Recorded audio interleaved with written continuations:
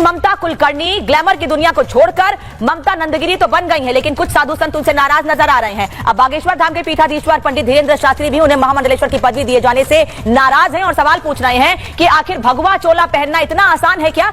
जिसको देखो वो संत बनने की तैयारी कर रहा है, लेकिन संत बनने के लिए बड़ी तैयारी करनी पड़ती है, कड़ी साधना करनी पड़ती है। लेकिन ममता कुलकर्णी जो ग्लैमर की दुनिया से जुड़ी थी, अब वो संत बन गई हैं। उन्हें इतनी बड़ी उपाधि देना क्या सही है?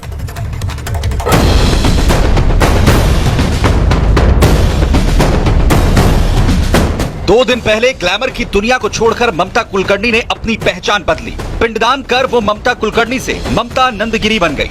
ओम हरि ओम सत्यो जातं प्रपद्यामि सत्यो जाताय वै नमो नमः। ममता कुलकर्णी ने फैसला किया कि वो आजीवन किन्नर अखाड़े के साथ रहेंगी और आगे पूरी जिंदगी सनातन धर्म का प्रचार करेंगी। लेकिन अब इस मामले में विवाद हो रहा है। ये पूरा विवाद किस वजह से? ये बहुत बड़ा सवाल का विषय है। हमारे ही अभी इधर सामने काफी सारे लोग बैठे थे और उसी विषय पे बात कर रहे थे कि हमें ममता कुलकर्णी जैसे व्यक्ति को महामंडलेश्वर और समाज को ऐसा गुरु नहीं देना। ममता कुलकर्णी के किन्नर अखाड़े की महामंडलेश्वर बनने पर विवाद बढ़ता जा रहा है, जिससे कई संत नाराज हैं।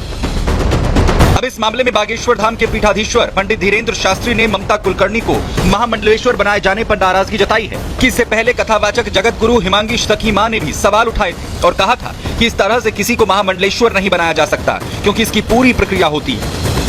संत बनना अलग है और हो जाना बहुत अलग है। संत बनना बहुत सरल है कि आप भी एक काम करो, जैसे उन्होंने किया है तो आप भी एक काम करो, बढ़िया भगवा रंग के कपड़े पहन लो, एक रुद्राक्ष की माला पहन लो हो गए आप भी महामंडलेश्वर। ये बनना है, हो जाना अलग है। होना अंदर से प्रकट होता है, जैसे घी मक्खन से प्रकट, दही से प्रकट होता है, मक्खन मक्खन से घृत प्रकट होता है, वैसे ही संतत्व भी अंदर से प्रकट होता है। किसी के कहने पर, पॉपुलरिटी पर, आर्थिक संपन्नता पर, इकोनॉमी संपन्नता पर आप संत नहीं हो सकते हैं। इसीलिए तो ये महान है कि आप सब कुछ हो सकते हैं। आप धन के बल पर सब कुछ हो सकते हैं और पॉपुलैरिटी के बल पर आप सब कुछ हो सकते हैं, पर आप संत नहीं हो सकते हैं। बागेश्वर बाबा कह रहे हैं कि भगवा कपड़े धारण करना अलग बात है, लेकिन संत बनना सबके बस की बात नहीं।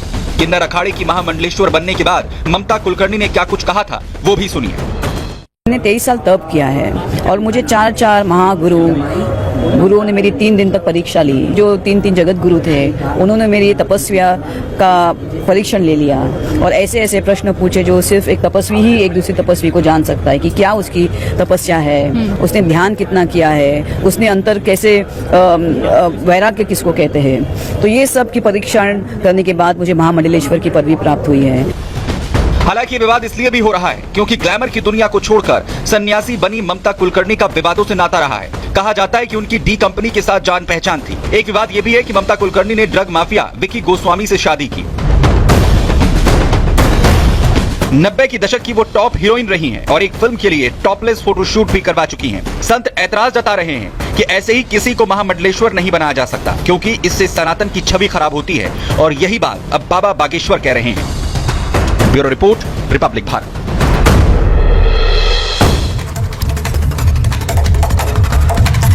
तो ममता कुलकर्णी को महामंडलेश्वर बनाए जाने पर बाबा बागेश्वर ने सवाल खड़े किए, तो वहीं दूसरी ओर मौलाना शहाबुद्दीन रिजवी बरेलवी ने बाबा बागेश्वर के बयान पर प्रतिक्रिया दी है। क्या कह रहे हैं सुनिए।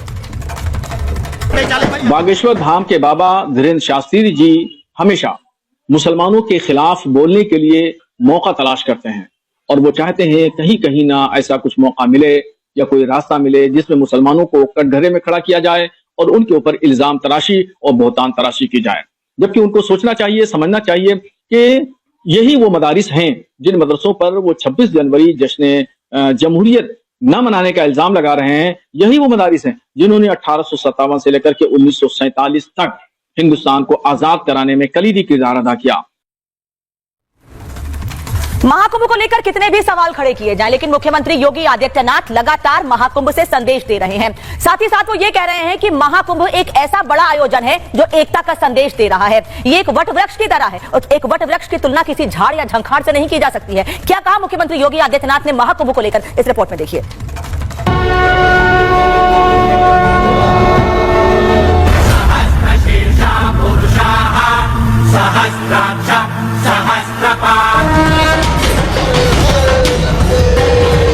सनातन धर्म एक विराट वट वृक्ष है।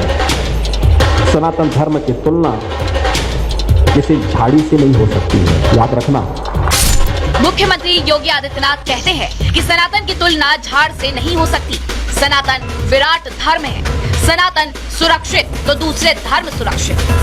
सनातन धर्म एक विराट वट वृक्ष है। सनातन धर्म की तुलना किसी झाड़ी से नहीं हो सकती है, याद रखना। गुरु गोविंद सिंह जी महाराज ने इसी धर्म के लिए अपने आप को बलिदान किया था। अपने 4 पुत्रों को इस सनातन धर्म के लिए बलिदान किया था। सीएम योगी कहते हैं कि सनातन विशाल है, सबसे महान है और अगर सनातन पर आंच आए तो दूसरे मजहब पर भी आंच आना तय है। सनातन धर्म सुरक्षित है तो हमारे मठ, मंदिर, मत और संप्रदाय भी सुरक्षित है। अगर भारत ही सुरक्षित नहीं तो सनातन धर्म भी सुरक्षित नहीं, कोई मत, मजहब, संप्रदाय सुरक्षित नहीं। दरअसल यूपी के मुख्यमंत्री योगी आदित्यनाथ ने ये बयान प्रयागराज महाकुंभ की पावन धरती से दिया, जहां इन दिनों रोजाना लाखों श्रद्धालु देश विदेश से स्नान करने पहुंच रहे हैं। इसलिए सीएम योगी का त्रिवेणी संगम से सामने आया ये बयान देश की राजनीति में चर्चा में आ गया है। सनातन धर्म को किसी संकीर्ण दायरे में कैद मत होने दीजिए, मत होने दीजिए। ये बहुत विराट स्वरूप है जी, सनातन धर्म का बहुत विराट स्वरूप है। उस विराटता को बनाए रखे, उसी में आपकी भव्यता है, उसी में दिव्यता है, उसी में आपका सम्मान भी है और भारत का स्वाभिमान भी है। विश्व हिंदू परिषद के मंच से सीएम योगी ने हिंदू सिख एकता का गुणगान किया और साथ ही साथ ये भी कह दिया कि एकता से ही हमारा महान भारत देश अखंड रहेगा। सीएम योगी का ये बयान अब चर्चा में है। कुंभ से योगी का ऐतिहासिक संदेश सुनकर कट्टरपंथी और सनातन विरोधी निश्चित रूप से चौंक गए होंगे। Bureau report.